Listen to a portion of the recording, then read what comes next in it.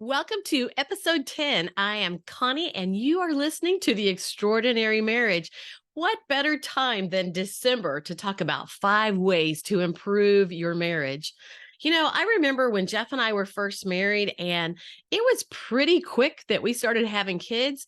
And once children started coming along, not only was he working full time all day long, he worked part time playing the organ at the church. And then he was going to school 2 nights a week. I mean, that is really busy. And as a mom at home, I also taught dance 3 or 4 nights a week.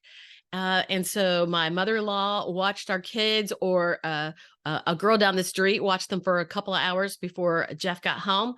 But those were busy times, and we were just busy figuring it out because we didn't have any experience. I have to say, I was probably very trusting. I was naive. I never really thought about anything about except for what was right in front of me. And, I wasn't really thinking about how busy he was providing for the family because I was busy taking care of kids and house and figuring all of that kind of stuff out. So, what happens is when we're so busy, we're just unaware of what's going on around us. I remember on my parents' 50th wedding anniversary, we lived in Georgia, as we still do, and my parents live in North Carolina. So we headed to North Carolina. We had invited all their friends, sent out the invitations. We'd figured out the food that we needed for the party that night. And I remember as got all the food out. I was very organized, got it all out. It was out, and my sister helped. And I remember thinking to myself, now, Connie, now this is way past when we first got married, right? This is only so many years, about 10 years ago. My parents had their 50th. But I thought, now, Connie, I know that when all those people come in, you forget to take care of business, like replenishing the food, making sure everyone has what they need. Yeah, I'm not real hostessy like that because once I get with people, I literally forget to pay attention to the details. So we were into the party, and I was meeting a lot of my parents' friends that, I'd never met before. They were parents from all the way back in high school for them. And as I did, I just really enjoyed myself because I'm a people person. And the thing is, there's all different kinds of personalities out there. And I teach a lot on communication styles. And I became aware through the years that once people are in front of me and I'm talking to them, I forget about the task that I'm supposed to be doing. So about halfway through the party, all of a sudden, I'd been talking to all these different people, meeting people, and I thought, oh, I have to even pay attention to the food. So I went over to where the whole food layout was, and lo and behold, everything was full. People were eating, and everything was still full. Everything was taken care of. Why was that? Because my husband knows me very well, and he doesn't say anything. He just goes and takes care of it. So he had refilled all the plates, all the dishes, refilled the punch, done all of those kind of things without me even having to ask. That's because he's really a supporter, and he's always there for those kind of things. So I'm very, very appreciative. But as we go into the holidays, often we are stressed. We get stressed. How do you react? We got to stop and think about it. How do you react whenever you're thinking about stress and parties and going here and going there? And sometimes you have two family dinners in one day, and you've overeaten and you're tired and you really don't even want to go and be with a bunch of people, but you said you'd be there. So you've got to be there, right? So it's important to be aware of who we are and how we handle life. And it's important to be aware of how our spouse handles life. It's important to know whether we are a people person and comfortable with that, or whether we're kind of quiet and really don't like to be around a lot of people. Did you know that a lot of couples get married and they're opposites? Yeah, one's a people person and one's a take care of everything else person. But you know what? That's okay. Because whenever you work as a team, everything rolls along fine. When you work as a team and you pay attention to who's good at this and who's good at that, everything rolls around fine. Well, as we're looking at today, 5 ways to improve your marriage, I want you to start out with awareness. And that means you have to stop and think just a little bit. Awareness. What personality style are you? Are you that fast paced people person? You love to talk with people? Or are you kind of quiet and you'd really kind of rather sit by yourself? You don't mind talking to somebody if they talk to you first, but you're not just going to walk up to them and start talking. Well, this time of year, as there are so many parties and so many family get togethers, it's important to think about, how do I react to stress? And then how does my spouse react to stress?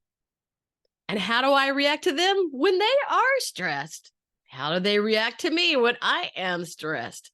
Do we pay attention that it's really not about us, but it's about our energy level and, how we're feeling?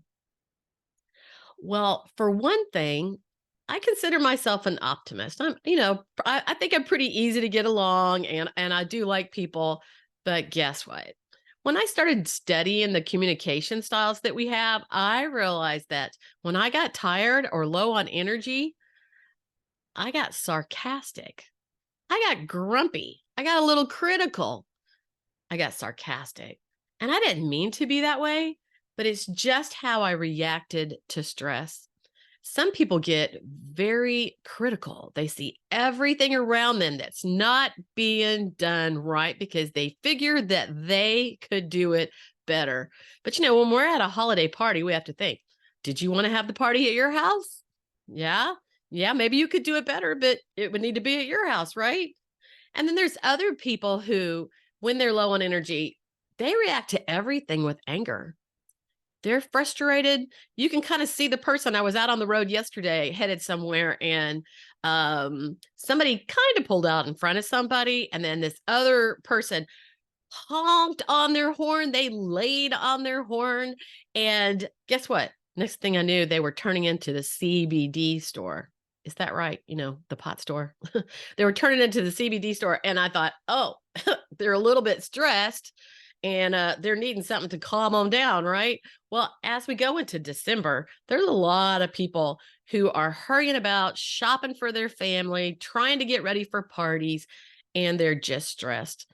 And what happens with that is they start to react, and that goes upon all the people around them. And when we go home into our houses, it happens at home because we're tired. It's important to be aware of this and do whatever you need to do. Only you can do that. Stop. Give yourself some time to recoup. It might be 30 minutes in your room by yourself, or reading a book, taking a hot bath. It might be straightening up something and organizing. There are people that are relaxed whenever they are getting something done. It might be stopping and whatever you're doing and, talking to a friend that you can laugh with and have a good time with for a while. Hopefully that's your spouse, right? That you can chat with. And it's important to figure out, what am I going to say yes to and what am I going to say no to?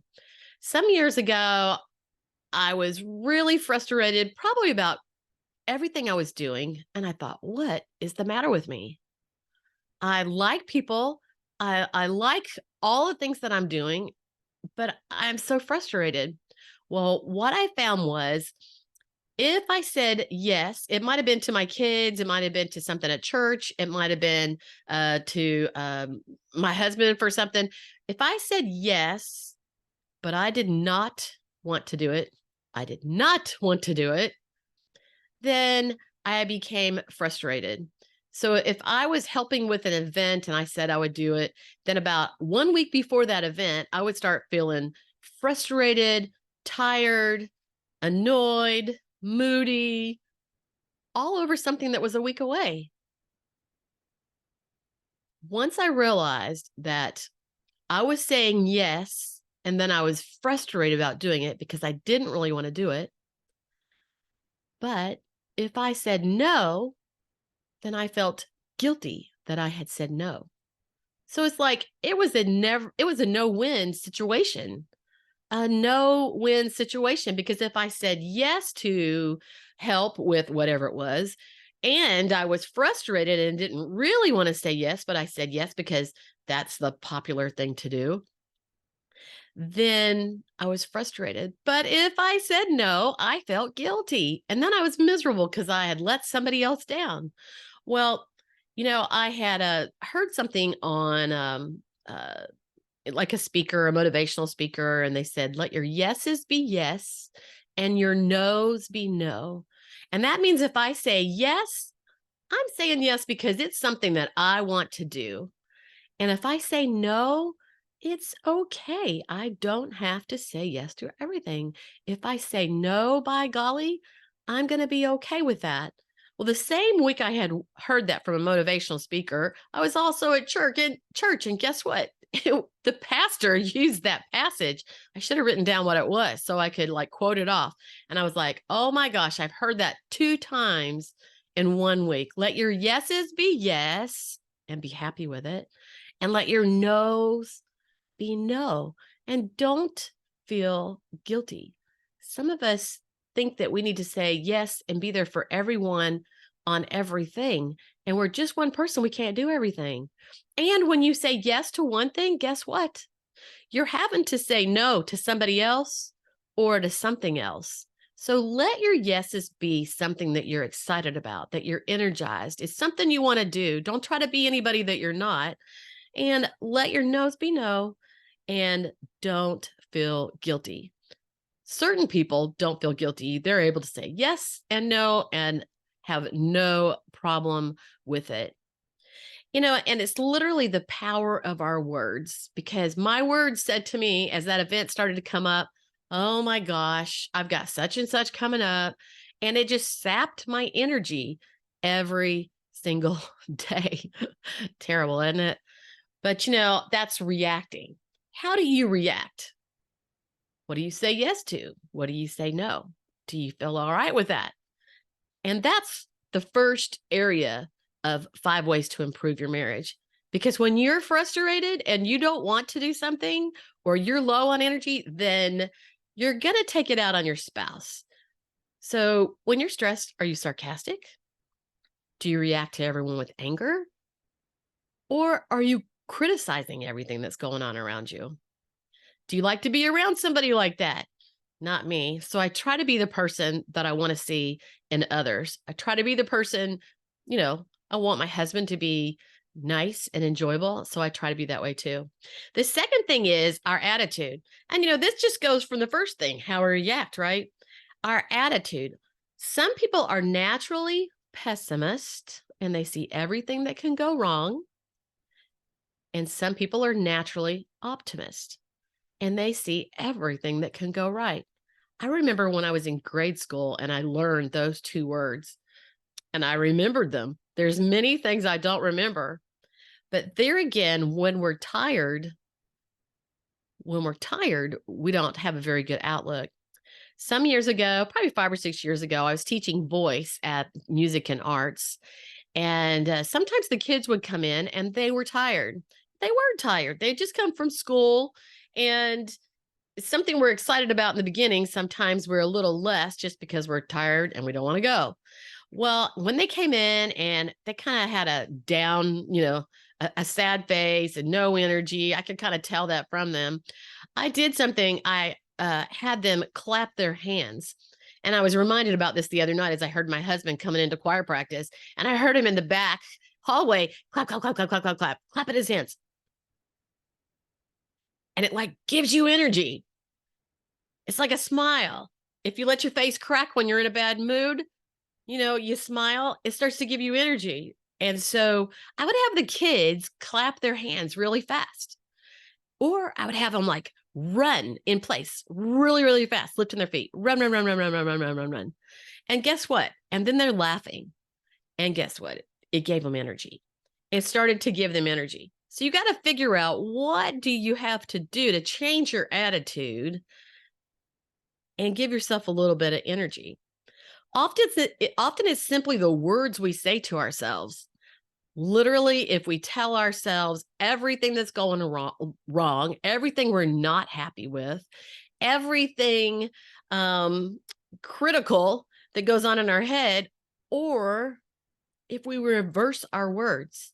So if I say, "Oh my gosh, I am so tired," instead say, "Oh, I am gaining more energy minute by minute."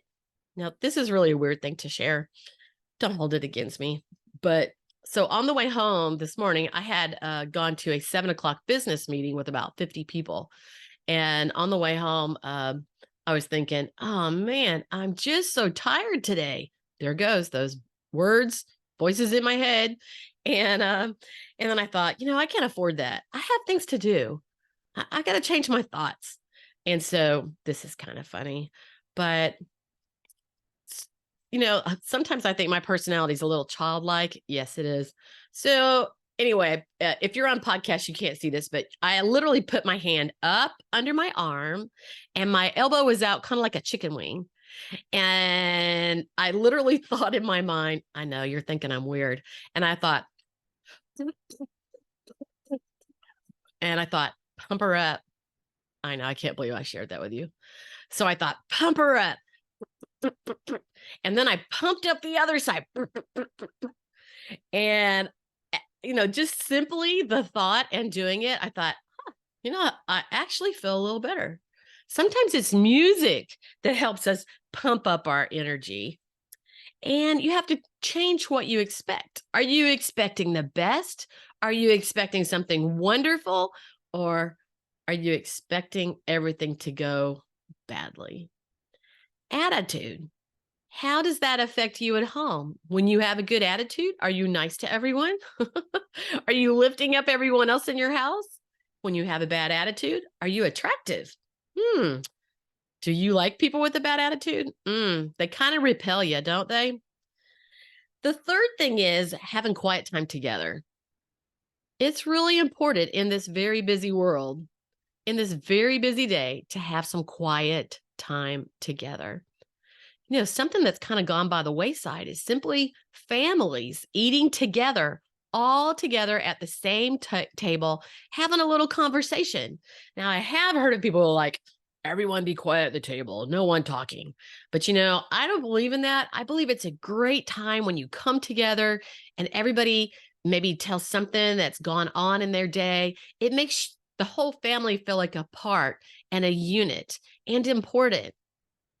And as you share with each other, you continue to get to know each other better and better and better. Think about teenagers who you're like, I don't even know who they are anymore. They don't even like to talk to me. They spend no time with me. If you don't continually spend time together, talking and sharing your life and sharing events, little by little, you drift apart. And that's the same thing for people in marriage. Spouses drift apart if they're not spending time together. Time is one of the love languages, but everybody needs to spend some kind of time together. Hey, and we've got to eat, whether it's a sandwich or a full meal. It's important to sit down and spend time together eating. Another way you can spend time together is riding in the car. Often I go one way, my husband goes the other.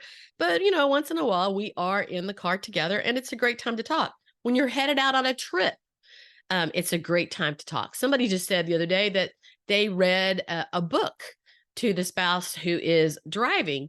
And, that gives a little interaction. And then you can talk about the book or, talk about things that are going on in life. When the kids go to bed, that's a good time to spend time together. Going on a little vacation and, ditching work and not paying attention to work is a great time to spend time together. And let's get real. In this day and time, you've got to give up those devices. You got to turn them down, turn them off at what time of night? Turn them down, turn them off, put them away. You could take care of whatever tomorrow, right? And also realize that when that phone rings and it's at the table and you answer it, that's saying to your spouse or your whole family, Every little ding on my phone is more important than you. So you have to guard against those things that distract you away from what's most important to you. And the last thing on that is date night. That's probably one of the things I regret the most because I was very possessive of my children. And I had all three of my kids within 5 years. Very possessive of my kids. I really didn't like to leave them. I don't know if I thought something might happen to them when I wasn't around, or maybe it was a controlling thing. I literally was just possessive of my kids. And it's important to pay attention to that relationship with your spouse because, there's too many spouses that don't make it these days. And go back to the first thing we talked about, awareness. When people are getting irritated with each other, when you're finding that you don't have things in common, when you're not spending time together, it starts to have some wear and tear on your relationship. So remember, take time, whether it's every month or every couple of months. Dates don't always have to cost a lot. You can go to the park and take a picnic lunch one day. There's a lot of things that you can do that don't cost a lot. We got a blow up kayak. We got a blow up kayak summer or two ago. And so once in a while, there's a local lake and we'll go over and we'll kayak for about an hour. I think my husband does that just to make me happy because I like to do it.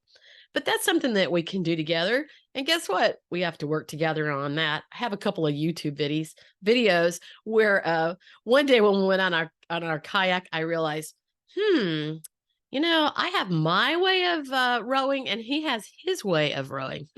It's not working out so good together. Anyway, we have to talk about things in order to work together. And the fourth thing is being open-minded. You might not believe this, but some people are my way or the highway. How I do it is the only way to do it. Well, if you're thinking that, it's just not true.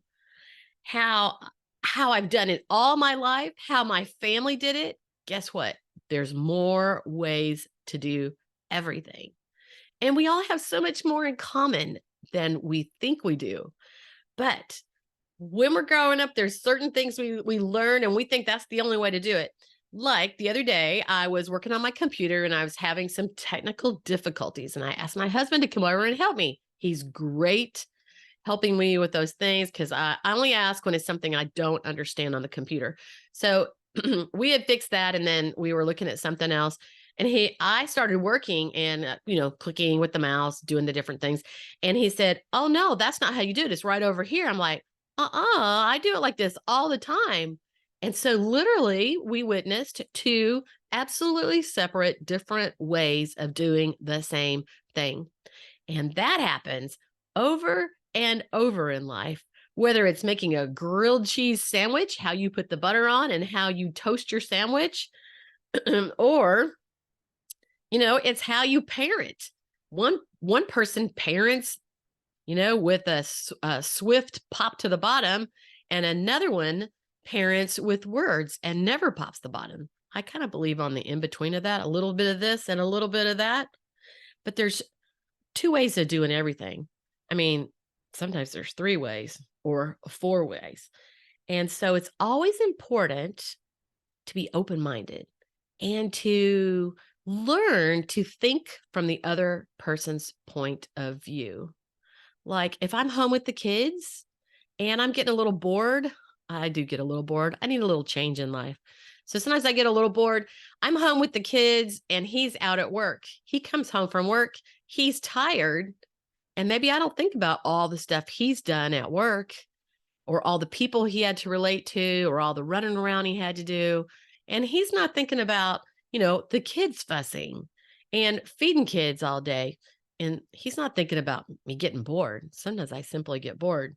So be open-minded and realize that there's more than one way to do things.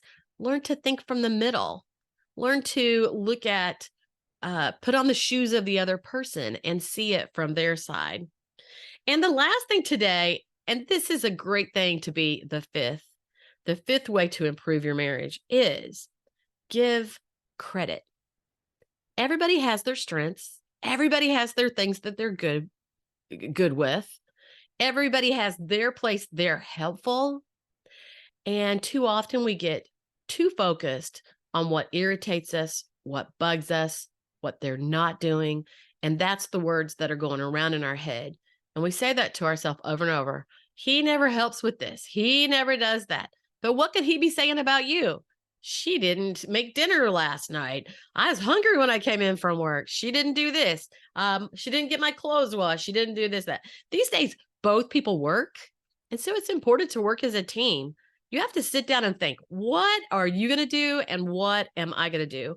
And then it's important to appreciate one another. It's important to appreciate one another. How do you feel when when your spouse compliments you, not just somebody? How do you feel when your spouse compliments you? How do you feel when um, they respond to you affectionately and they have that twinkle in their eye, like they really care? It makes a lot of difference, doesn't it? I like to be appreciated. How about you? So make sure that you use the power of words. You want to be aware of things that are challenging. You want to be aware of how you react. You want to be aware of your attitude and how you look at each situation. You want to be aware that you're spending time with your spouse. You want to be open minded and know that there's not only one way to do things, but another. Your spouse may know something and know how to do something better than you. And it's important to appreciate one another. My mom used to always say, whenever she said, never go out the door angry at somebody. Never go out the door angry at somebody, because what if something happened to them and you never saw them again? And that really stuck in my head. I thought, no matter what's going on, even with my teenagers, I remember when my teens, one of my boys might be really bugged with me and I would not let him leave. I'm like, never let your spouse go out the door angry. Always learn to resolve whatever it is and never go to bed angry. Oh my gosh. It's like putting it in the oven and it baking all night, you know? So, what's most important to you? What's most important to you? I think that relationships are important because happy couples equal happier kids. And you may have kids or you may not, but many of us have kids. And when we're happy as a couple and we're meeting each other's needs and we're there for each other, we're appreciating, we're encouraging one another, then guess what? That pours over into your children and you have happier, more confident, more well balanced children who will be able to make better choices in life. 5 ways to improve your marriage. All right. So that's all I've got for you today. Thank you for listening. I hope you'll share this podcast and subscribe. Share it with your friends, because you know what? If I want a happy marriage, I want all my friends to have happy marriage. And guess what? I have 3 married kids. Yes, I really want my children to have happy marriages. What is it my husband should say? Happy wife, happy life. Thanks for listening to the Extraordinary Marriage Podcast.